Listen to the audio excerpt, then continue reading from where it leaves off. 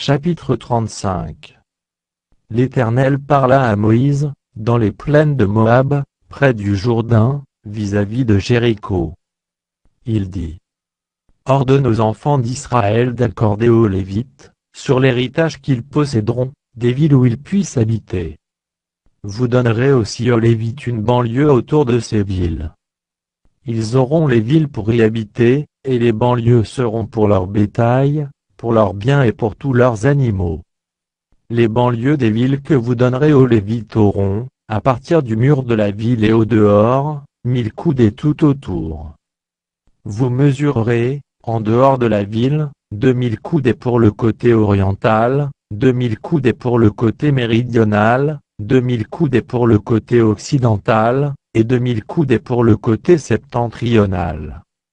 La ville sera au milieu. Telles seront les banlieues de leur ville. Parmi les villes que vous donnerez aux Lévites, il y aura 6 villes de refuge où pourra s'enfuir le meurtrier, et 42 autres villes. Total des villes que vous donnerez aux Lévites: 48 villes, avec leurs banlieues. Les villes que vous donnerez sur les propriétés des enfants d'Israël, seront livrées en plus grand nombre par ceux qui en ont le plus, et en plus petit nombre par ceux qui en ont moins. Chacun donnera de ces villes aux Lévites à proportion de l'héritage qu'il possédera. L'Éternel parla à Moïse, et dit: Parle aux enfants d'Israël, et dis-leur lorsque vous aurez passé le Jourdain, et que vous serez entrés dans le pays de Canaan. Vous vous établirez des villes, qui soient pour vous des villes de refuge, où pourra s'enfuir le meurtrier qui aura tué quelqu'un involontairement.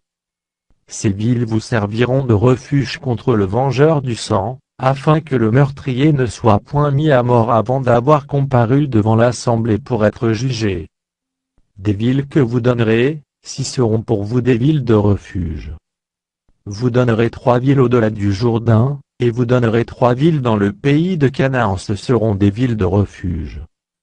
Ces 6 villes serviront de refuge aux enfants d'Israël, à l'étranger et à celui qui demeure au milieu de vous là, pourra s'enfuir tout homme qui aura tué quelqu'un involontairement. Si un homme frappe son prochain avec un instrument de fer, et que la mort en soit la suite, c'est un meurtrier, le meurtrier sera puni de mort.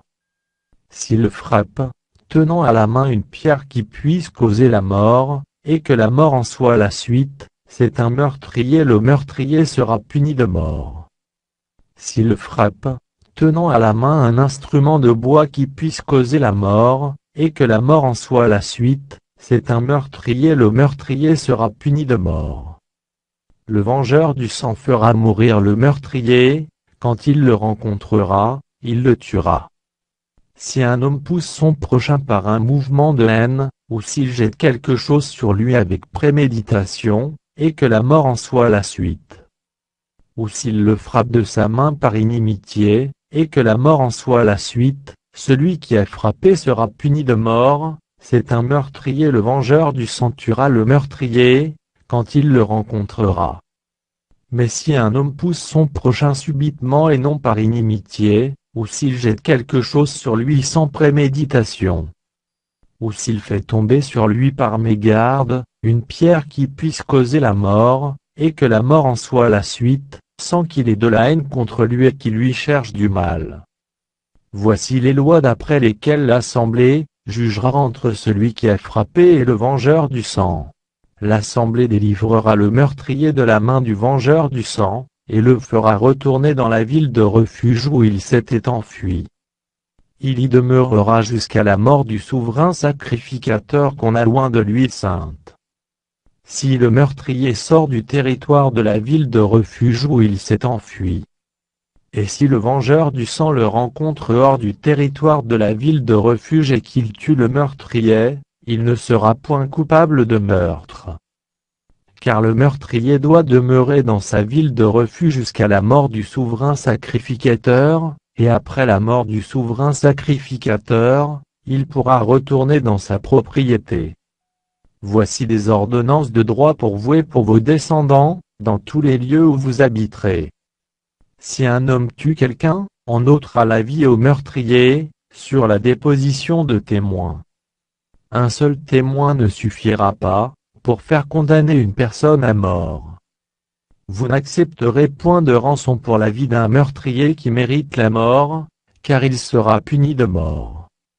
Vous n'accepterez point de rançon, qui lui permette de s'enfuir dans sa ville de refuge, et de retourner habiter dans le pays après la mort du sacrificateur.